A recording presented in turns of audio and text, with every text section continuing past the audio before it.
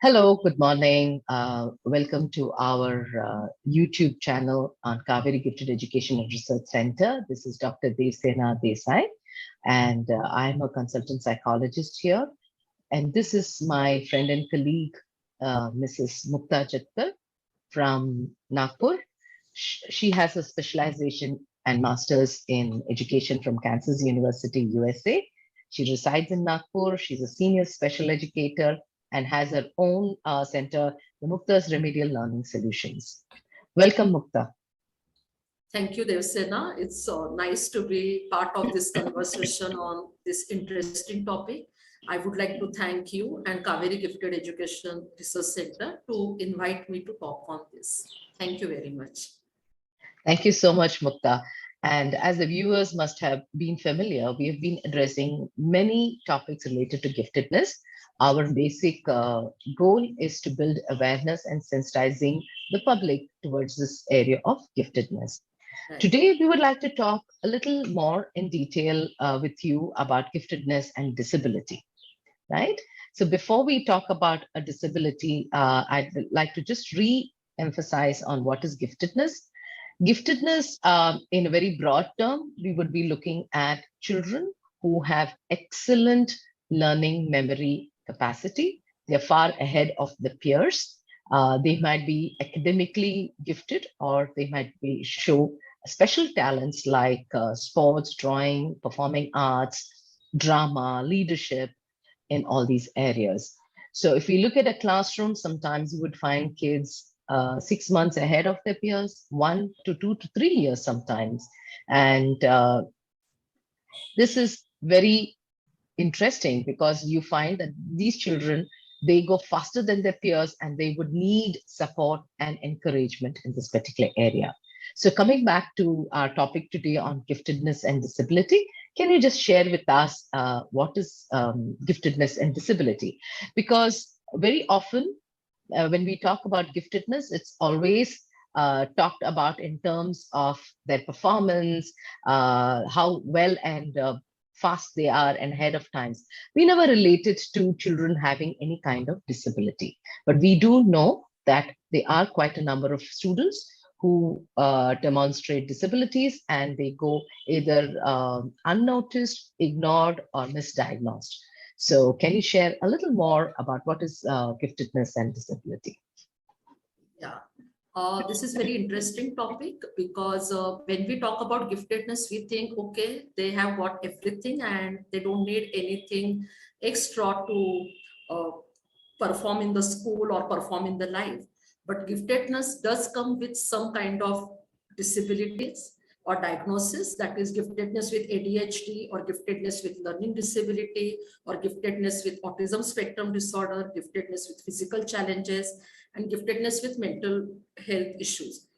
And we have different, because they were gifted and even though they had some kind of associated disorder, they are still doing well. And we know a lot of examples like Einstein and Newton, or when it comes to giftedness with autism, Dr. Temple Grandin is one of them. And when we talk about mental health issues, we have, if everyone has seen Beautiful Mind, the professor, that movie, who's diagnosed or born with schizophrenia, but still could win the Nobel Prize for the contribution in the mathematics field. Yeah. So the giftedness kind of help them to deal with their disorders compared to other individuals who are only born with those disorders with no superior intelligence with them. Okay. Can you, I mean, some of the very few basic ones is attention deficit in the classroom, right? Which is called ADD. So can you share if a child has ADD and giftedness, how would he or she look like? Right. So when the child who is gifted along with attention deficit disorder, that is ADD, it's very difficult to identify because both of them have some overlapping behaviors, like they are very, they are inattentive because they need more from the classroom learning, gifted individual I'm talking about. And attention deficit disorder child is inattentive because of his attention issues. So then we don't know whether the child is actual ADD, or the child is actually gifted, or the child is gifted along with ADD. So this child Okay. will be inattentive, maybe daydreaming, and not able to focus on more than one task. That is how that child will look like in the classroom setup or even at home. Okay, thank you so much. The other area is hyperactivity, right? Attention deficit and hyperactivity. I have personally seen many a times when we're walking in the corridors of the classroom and we have school counselors available. Teachers often send active kids and say the child has, I think, ADHD because it's been used so often. And especially when you have giftedness and hyperactivity, that's really confusing. Can you throw some light on that as well? Yeah, sure. I would love to, because unfortunately, people use hyperactivity term very loosely. That's right. Hyperactivity is kind of a clinical term, right? Just Yeah, because the child is overactive doesn't mean the child becomes hyperactive. that's So right. when we have to diagnose the ADHD, we have to look for that behavior for the period of at least 6 months, and there is a criteria you have to follow before you label the child. Okay. Now, when we come to giftedness with ADHD, what happens? Our gifted individuals or children are very uh, energetic, because they have so much, to share, and they will be the ones who want to talk all the time, and they want to answer the questions all the time. They want to be the first ones to attempt any task. And our ADHD child also will be hyper because he just cannot control his movement. So again, they are born with ADHD. So again, these symptoms kind of overlap. And Overlap. like you said, school counselors think that, okay, this child is hyper, but then we really have to observe the child's behavior before you put that level of ADHD. Thank you so much. In fact, a very interesting incident happened just about last week. I had a young boy of 14 who, today with Google, kids also Google and check out, if parents or children, teachers, or even friends, somebody say, I think you're a very hyperactive man, like you rightly said. And immediately he had a list of all that is there in the net. And he said, Doctor, can you tell me? I think I have ADHD. And I didn't know. I'm in 11th grade. Such a loss. Nobody has been bothered in my house. So the mother was really very concerned, and they came to address this situation. And I have known the boy for a couple of years because of his giftedness. And I said, I don't think so, but we will still look into it. What is it? But because of the pandemic, kids are showing different kinds of um, outbursts of behavior.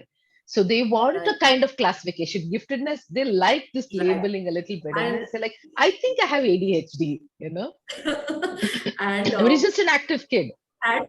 just to add to your experience, I want to clarify that thing. Just because we see the characteristics of gifted children, they are highly energetic and all that stuff, but that doesn't mean all ADHD kids are gifted. Now, That the is right. child you talked with was because he was aware of his issues, and they Google more now because of Yes. their giftedness, and they want that kind of conclusion to what they are going through.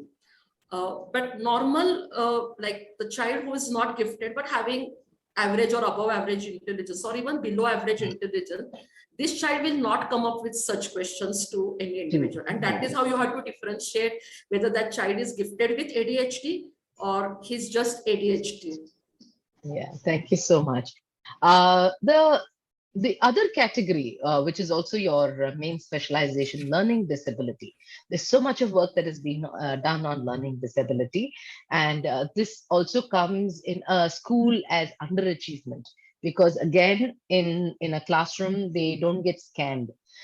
They will be seen with their learning disability, but their giftedness is not really comes in the forefront. So can you just throw light? How do we really identify a child who has learning disability and is gifted? Okay, very interesting question again. When we talk about learning disability, even again, it is kind of synonymously used for children who have intellectual disability. because even they do have learning problems, right? Absolutely. Or it is associated with the children who have borderline intelligence. Mm-hmm. When we talk about classic learning disability, there are 4 types of that disability. I won't go in that detail, but what I would like to clarify that learning disability is different than mental retardation. Learning Okay. disability, yeah, because even the children who have mental retardation or deafness or blindness, they are going to face difficulty due to their disability. So learning disability, that means they have difficulty in reading or writing. That is not due to the primary reason, basically. Primary factor is not there. So when I talk about classic learning disabled individual or who is facing difficulty in reading, writing, and mathematics, that individual has average or above average intelligence and even the superior intelligence, that is our gifted category. They don't have any other disabilities associated with that. They have good school environment and teaching environment, yet they fail to perform when it comes to academic performance mainly. So if a There is a learning disabled child is gifted, how would he be seen in a classroom? he will be not achieving up to that mark. I was coming to Okay. that point. There is a discrepancy between their intelligence and their performance. So this Okay. child may be failing because even though he knows the answer, when it comes to put it on paper, he will have severe spelling mistake because he has difficulties in discriminating between W and M, U and N, B and D. And he would be like, how the B goes, how the D goes. Mm. And there where he will lose his time to write down something. And even while reading, he will skip the words. So that child will not be looked upon as a gifted with LD. It will be just looked upon, oh, he has a lot of learning issues. And I don't know what's going to happen with that child. So kind of this LD masks the giftedness in most of the students. Only thing, the higher IQ help them to kind of compensate with their weaknesses. I also find that sometimes these kids are so smart because they're gifted. They can, like you rightly said, they can mask very well, but they might be expressive in if they have learning disability in terms of writing forms. They answer very well. The thought process, the questions are all very different. But Right. like you rightly said, the language skills and the writing skills, doesn't give them the kind of performance results that is required. Am I right? That's right. And I would like to give one example to that statement you made. You rightly said that even though they have good thought process, good grasping ability, but they are not good readers, they are not good writers, or even handwriting is very sloppy and not organized, and a lot of perceptual difficulties are there. So they cannot even write in one straight line, it will go like slanting and all that. They don't Uh-huh. understand how to write in 4-line book also when they are young. So I would like to I would like to share one experience of one of my students. This child is in first standard and around 6.5 or 7 years. So absolutely, even he did not know how to read even alphabet. So I had started working with him that. Mhm. When I started communicating with him, I found it okay. He understands English language equally well, so it's not a language issue. And even remembering alphabet was a big challenge for him. Slowly, gradually we progressed in our session, and he started reading and could spell the 3-letter words and 4-letter words and all that. And one day I had given him topic to write on elephant, like how you usually give him the picture and color the picture with your favorite colors. And I usually allow them to, they don't have to use black color as per se. So most of my students have colorful elephants, so I let them do that. And the first statement he came up with, elephant has good memory. And I was little stunned. Oh my God, like, okay, because what I was used to stereotypical sentences like elephant is a wild animal, it has 4 legs and 2 big ears and long nose, but he thought very differently. He needed Okay. help to spell the words. he needed help to follow the punctuation rules, but otherwise he was very good in that thing. And that is how that giftedness is seen, and classic Sing. learning disability, I would say. Okay. Thank you so much for sharing. That seems like a very interesting child. And like we said in the beginning, giftedness is not like one um, unique or a strange answer or question the child is asked. There's a consistency in the way the child thinks. If we observe this child, maybe we will know. But then, like you said, you picked on the cue as to when the child says elephant and memory. That's really very interesting. Another last topic that I'd like to you to throw some light on is lately there's been a lot of conversation on autism and Asperger's.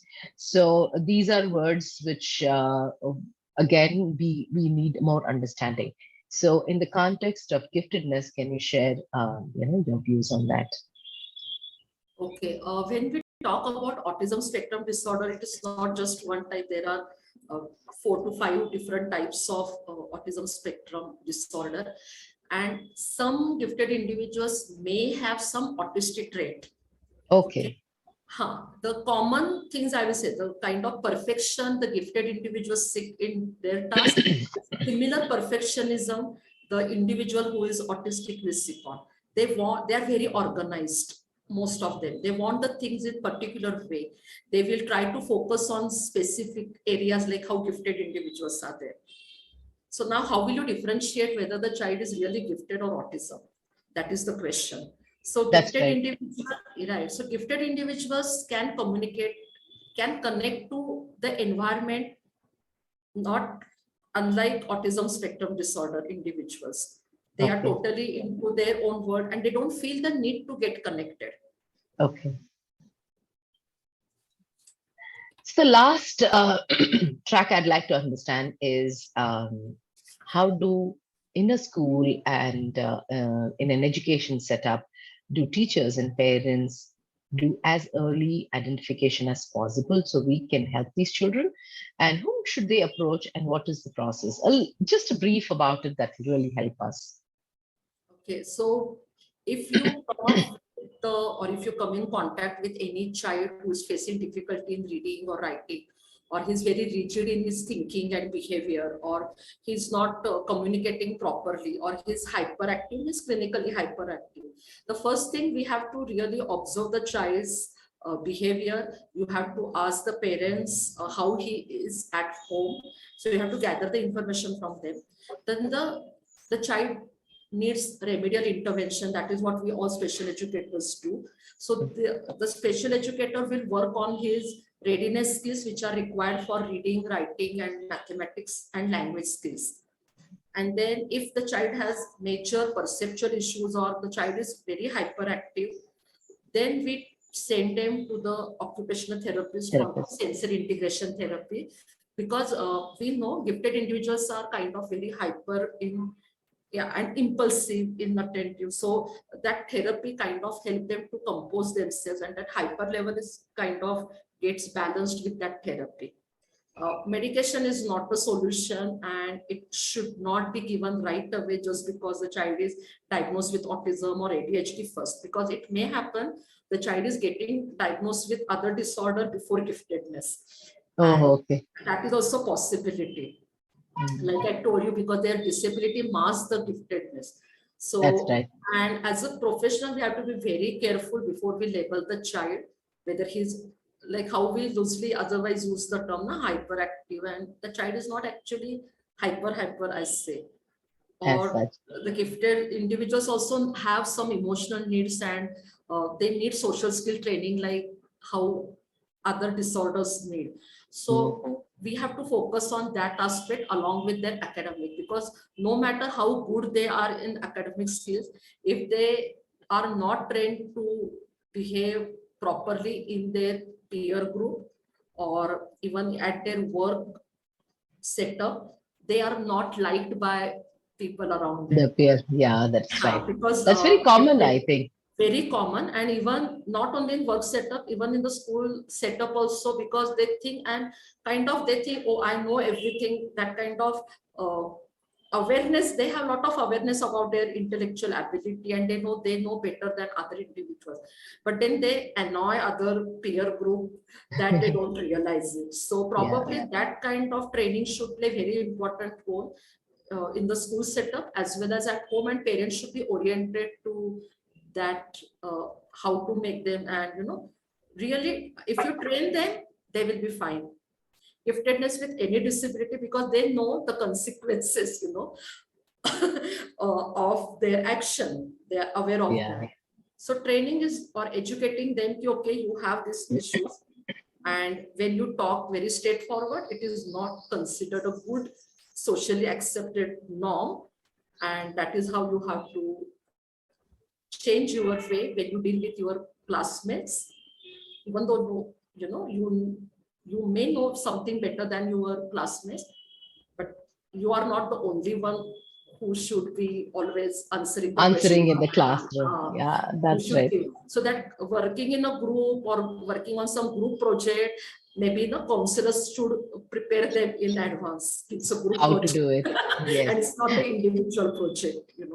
Yeah, I hear what you're saying, and that's what at Kalmadi schools in Pune we have been working from KGRC to see how we can develop these social and emotional skills that are required for Right. giftedness, because they're very individualistic. Some of them, not all of them. Some of them are extremely Yeah. social And as well. that's why that autistic trait, kind of overlap with giftedness. Yes. And it has been such a interesting exchange of ideas with you to understand a little more on giftedness and disability. Like I had said in the beginning, I'm sure most parents and teachers would like to hear and get more clarification about this. Thank you so much, Mrs. Mukta, and it has been a pleasure to hear from you. And we'll definitely have another series in which we will talk about what parents can do at home when they have a child who has these characteristics that we've just spoke about, disabilities. And we look forward to hearing from you more. Thank you so much once again.